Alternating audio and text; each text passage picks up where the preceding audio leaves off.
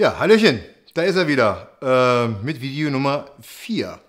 Ja, die ersten 3 Videos, die Resonanz drauf war überwältigend. Vielen Dank dafür. Freut mich, dass es euch Spaß macht. Mir macht es genauso viel Spaß. Und trotz des nicht so schönen Themas, aber das hatten wir ja schon irgendwie, davon lassen wir uns die Stimmung nicht versauen. Spaß ist das, was man daraus macht. Ja, deswegen heute Thema Nummer 4, habe ich gedacht, was kann man da erzählen?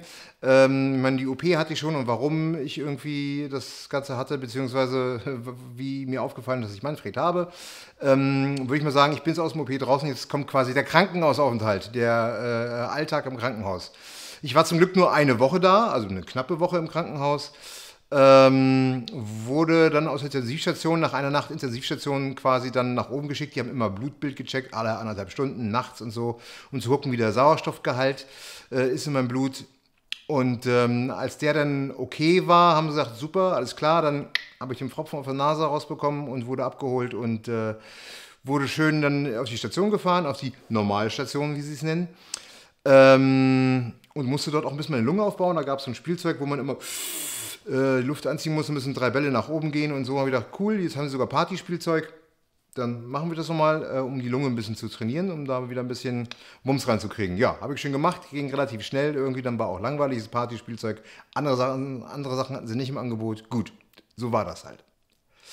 Was natürlich super ist, kommt natürlich darauf an, ob ihr ein Privatpatient seid oder Kassenpatient seid. Als Privatpatient, wenn ihr das Häkchen noch irgendwie macht, irgendwie bei, glaube ich, Einzelzimmer und Chefarztbehandlung, dann kriegt ihr natürlich ein Einzelzimmer. Wenn ihr das Häkchen nicht macht, dann könnt ihr es zusätzlich dazu buchen oder dazu kaufen, genauso auch als Kassenpatient. Dann müsst ihr halt selber draufzahlen, dass ihr zum Beispiel ein Einzelzimmer bekommt. Wenn ihr ein Einzelzimmer bekommt, habt ihr nämlich die Möglichkeit auch eines Zustellbettes für kleines Geld. Das heißt, wenn, keine Ahnung, was euer Partner oder Kind oder was auch immer bei euch sein möchte in der Zeit, wo ihr im Krankenhaus seid, ist das möglich und gar nicht mal so teuer.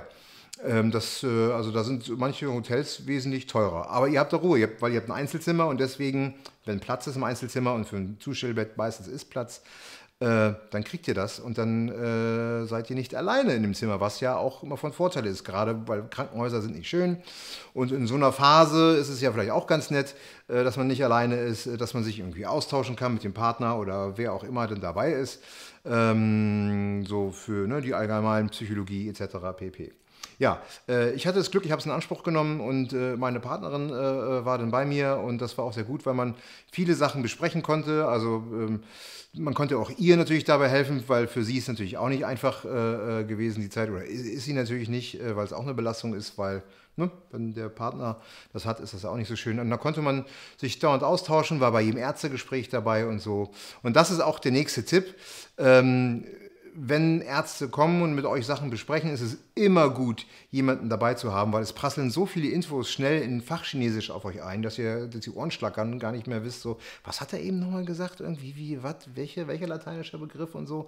Also es ist immer gut, wenn jemand dabei ist und ich meine, die kommen einfach irgendwann rein ins Zimmer. Da ist ja im Krankenhaus, gibt es ja keinen Ablauf, da kommt ja dauernd jemand rein. Also Privatsphäre im Krankenhaus, mal lange abgeschwenkt, da kommt der Typ rein, der putzt irgendwie, dann Frühstück, da wird mal kurz Blutdruck irgendwie gemessen, irgendwie anderen Geschichten, dann wird irgendwas aufgefüllt und also dauernd ist immer Furz und Feuerstein und dann, ach, wir müssen mal Blut messen und bla und naja, also eigentlich ist den ganzen Tag immer irgendwas los im Zimmer und Privatsphäre hast du nicht wirklich. Deswegen ist es gut, wenn du jemanden dabei hast, der mit zuhört. In meinem Fall war es meine Partnerin oder auch sehr gute Freunde, die dabei waren.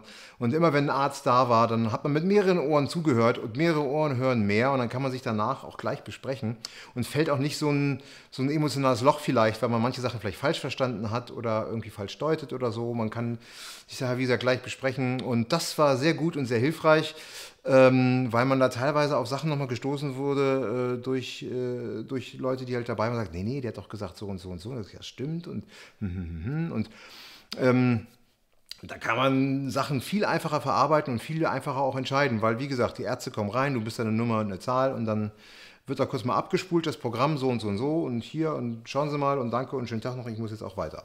Eine klassische Situation war, was heißt eine klassische Situation, aber eine der Situationen war zum Beispiel, als dann der Assistenzarzt von meinem Chirurgen kam und mir dann eröffnet hat, nach der Untersuchung, des rausgenommenen Manfreds, was es denn nun ist. Also die nehmen ja den Manfred raus, dann wird er eingeschickt in ein Labor und dann dauert es ein bisschen eine Zeit, wo sie ihn untersuchen, irgendwie, was für eine Art das ist. Ist er gutartig, ist er bösartig, was für eine Bösartigkeit ist er, wenn er bösartig ist und so weiter, um danach die Therapie zu bestimmen, die dann gemacht werden soll. In meinem Fall war es dann halt irgendwie ein Glioblastom 4 und gesagt, ja, der ist bösartig und davon der Schlimmste, herzlichen Glückwunsch. Da hast du gesagt, naja, ist ja schön, aber die Art und Weise, wie der Arzt das gesagt hat, war irgendwie so ein bisschen, als wenn er das gehabt hätte. Da sagst du, ja, und hier, und es klang so ein bisschen wie nach, so, genießen Sie noch die nächste Woche und dann ist vorbei. So nach, genießen Sie das Leben. Das kommt immer wieder und naja, es tut mir sehr leid für Sie, so nach dem Motto, wo ich gedacht habe, Alter, so geht man doch jetzt nicht mit Patienten um. Zumal ich ein positiv eingestellter Mensch bin, kann ich ja noch entscheiden, wie ich dazu stehe oder nicht. Dann hat er mir noch angeboten, zum psychologisch-onkologischen Dienst zu connecten. Da habe ich gedacht, das sollte er vielleicht machen, weil der war wirklich so niedergeschmettert. Na gut, ich kann ja verstehen, das ist jetzt keine schöne Diagnose, die man Patienten geben möchte. Aber irgendwie sollte man doch auch versuchen, jetzt den Patienten nicht noch mehr runterzuziehen als ohnehin schon. War zum Glück bei mir nicht der Fall. Ich war schwer bewaffnet mit Freunden und allen drum und dran, die da waren und bin generell positiver Mensch, habe ich ihn zu Ende erzählen lassen. Und naja, als der weg war, ist mein bester Kumpel, der da war, hat gesagt, ich bin gleich wieder da. Und ist mit seiner Frau kurz weggegangen und war 10 Minuten später wieder da und war bei Lidl und hat fertig gemixte Gin-Tonic-Dosen geholt. Und dann haben wir gedacht, jetzt trinken wir erstmal einen Gin-Tonic da drauf. Weil, wie willst du sonst damit umgehen? Also haben wir schön irgendwie so einen Dosen-Gin-Tonic da getrunken, ganz gemütlich. Wenn der Arzt in dem Moment daran vorbeigegangen wäre, hätte er sich wahrscheinlich, also am Zimmer vorbeigegangen wäre, hätte er gedacht, was ist denn mit denen los? Haben die eben nicht aufgepasst, was ich gesagt habe? Das war ein großartiger Nachmittag. Bisschen Gin-Tonic getrunken, hat natürlich schnell geknallt nach so einer OP und mit den ganzen Zeug, was man noch in der Blutbahn hatte von der OP und so und ein bisschen was gegessen da und viel gelacht und gequatscht über alles und Mögliche und so. Das war eigentlich der beste Nachmittag überhaupt im Krankenhaus. Also vor allem, nachdem die erzählt haben, ja, herzlichen Glückwunsch dem Glioblastom 4. Aber so gehe ich halt damit um und fange nicht an irgendwie so, oh, so schlimm und so weiter. Super Nachmittag auf jeden Fall. Deswegen nicht runterziehen lassen von dem, wie die Ärzte irgendwie Sachen erzählen. Die können nichts dafür. Die haben halt ihre Schulmedizin im Kopf und wollen sich natürlich auch nicht zu sehr aus dem Fenster lehnen, irgendwie, dass sie irgendwie zu viel Hoffnung machen, weil was ist, wenn nicht und so weiter. Aber viele haben trotzdem nicht so das Feingefühl, Sachen vielleicht doch so rüberzubringen, dass es jetzt nicht Leute doch noch mehr runterzieht. Ja, wie gesagt, von daher gut, Personen dabei haben aus dem Freundeskreis, aus dem engen Freundeskreis, die mit zuhören und die auch mit einem vielleicht danach Sachen besprechen, dass man weiterhin positiv und voller Lebensfreude dabei ist. Ja, und der nächste Punkt ist Ernährung. Was man dann, wenn man so ein bisschen googelt und sich ein bisschen umhört, ist so, aha, bei Tumoren sollte man Zucker möglichst vermeiden, weil Zucker der Ernährer quasi eines jeden Tumors ist. Also ein Zucker, wenn ein Tumor irgendwie Zucker sieht, sagt er, geil, hier, das will ich haben und frisst das Zeug irgendwie, um zu wachsen. Also sollte man Zucker, also raffinierten Zucker und auch unraffinierten Zucker, so raffiniert ist ja manchmal gar nicht. Also wenn man raffinierten Zucker sollte man möglichst meiden und auch Fructose geht schon, aber auch so möglichst vermeiden, wie es halt geht, weil das ernährt den Tumor und man will ja Manfred nicht füttern, sondern man will ihn aushungern. Der Witz ist natürlich aber, im Krankenhaus sagen sie, essen Sie, was Sie wollen, kein Problem. Und mittags kommt dann noch der Kuchenservice rum und fragt, wollen Sie noch eine Cola haben, ein Stückchen Kuchen und so weiter und geben dir Zucker vom Feinsten, weil es im Bums ist, weil das kommt alles aus derselben Kantine und da wird jetzt kein Unterschied gemacht und so. Es heißt ja auch Krankenhaus und nicht Gesundenhaus. Da ist jetzt Ernährungsberatung nicht mit eingeschlossen irgendwie. Das ist denen halt einfach relativ Bums, glaube ich. Da werden sich auch keine Gedanken drum gemacht und so weiter. Das musst du halt später, muss dich selber drum kümmern. Also von daher, wenn du einen Tumor hast, irgendwie, ess kein Zucker. Auch wenn die sagen, ja, alles unbedenklich. Quatsch. Also ich habe dann leider Gottes Kuchen gegessen, weil zu dem Zeitpunkt wusste ich es noch nicht, habe ich dann irgendwann im Laufe dessen eingestellt, habe gedacht, alles klar, Zucker nicht gut. Gut, da war der Gin Tonic auch nicht das Beste, aber wurscht. Gut, das war dann halt so die Woche, die letzte Woche der Sünde. Wo aber kein Zucker übrigens drin ist, das ist sehr gut, ist Bier. Es ist, also hat den geringsten Fructosegehalt. Also wenn es mal ein Bierchen zwischendurch geht schon, ist ja auch nahrhaft. Ne? Das bisschen, was ich esse, kann ich auch trinken. Gut, man sollte sich nicht abschießen, aber wenn man mal ein Bierchen zwischendurch trinken möchte, jetzt kriege ich aber auch Durst ein bisschen. Naja, wenn man ein Bierchen zwischendurch trinken möchte, ist das vollkommen okay. Aber vielleicht jetzt nicht irgendwie, ne? sich abschießen. Ich habe mich dann ich glaube nach 5 Tagen oder so, es war ein Freitag, habe ich dann gedacht, so, also irgendwie fehlt mir auch nichts. Die haben mich dauernd gefragt, ob ich Schmerzen habe am Kopf, an der Wunde.